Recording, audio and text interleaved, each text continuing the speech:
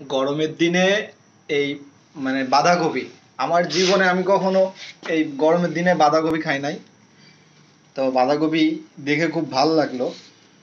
এখন তো ঢাকা শহরে আল্লাহর রহমত এমন কোনো সবজি নাই আপনি পাবেন না। 12 মাসই সব সবজি পাবেন। শীতকালের সবজি আর কি, গরমকালের সবজি আর বসন্তকাল, সব কালের সব রকম সবজি ঢাকা শহরে পাওয়া যায়। এখন গ্রামেও পাওয়া যাচ্ছে এগুলা, কারণ এই যে বিভিন্ন রেস্টুরেন্টে, তারপরে হচ্ছে ভালো ভালো 5 স্টার হোটেলগুলোতে মানে এই ধরনের ভেজিটেবলস মানে 12 মাসই দরকার হয়। আর এটা হচ্ছে বাংলাদেশে আমাদের কৃষকদের জন্য আসলে খুব ভালো একটা দিক যে তারা এই ধরনের সবজি এখনো চাষ করতেছে। তো এটা আসলে আমরা জানতাম যে এগুলো হচ্ছে শীতের সবজি, ছোটবেলায় দেখছি এগুলো সব শীতের সময় পাওয়া যেত বাজারে, কিন্তু এখন এই 12 মাসই পাওয়া যায়। এটা দেখে আমার মাঝে মাঝে ভয় লাগে যে আসলে এগুলা কি। তো এসব অরিজিনাল, এগুলা এগুলা কোনো মধ্যে ডুপ্লিকেট নাই। তো এটা আহ, এটা ভালো একটা সাইজ আপনারা দেখতে পাচ্ছেন।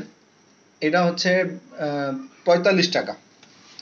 45 টাকা এটা ঢাকা শহরে এই ধরনের বিক্রি হচ্ছে। আবার কম বেশি সব জায়গায় আছে। তো এটা আসলে গরমের দিনে আসলে এই বাঁধাকপি কেমন লাগবে খাইতে এটা জানি না, তো এবার ফার্স্ট টাইম এক্সপিরিয়েন্স হবে। তো যেটা মনে হয় যে আসলে যেহেতু শীতের সবজি, এটা আসলে গরমের দিনে আসলে এটা হয়তো রান্নার প্রসেসিংটা অন্যরকম করতে হবে, মানে বিদেশি স্টাইলে রান্না করতে হবে, চায়না স্টাইলে রান্না করতে হবে। তা না হলে এটা আসলে ওইভাবে মজা লাগবে না। ডিম দিয়ে একটা ভেজিটেবল করা যায় এটা দিয়ে, জানি না আসলে কি হবে, দেখা যাক কি হয়। তো বাংলাদেশের আমাদের এগ্রিকালচার সেক্টরে আসলে ব্যাপক ডেভেলপ হচ্ছে। কারণটা হচ্ছে যে কৃষকরা 12 মাসে বিভিন্ন ধরনের সবজি চাষ করতেছে, যেটা আমাদের কৃষকদের জন্য, আমাদের দেশের জন্য আসলে ভালো। তো আমরা চাই আসলে ঢাকা শহরে এইটার দাম হচ্ছে 45 টাকা। তো এটা আসলে যে কৃষক, সেই কৃষক যে উৎপাদন করছে, যার ক্ষেতের ফসল এটা, তো এটা আসলে আমরা জানি না যে কত টাকা সে এটা বিক্রি করছে।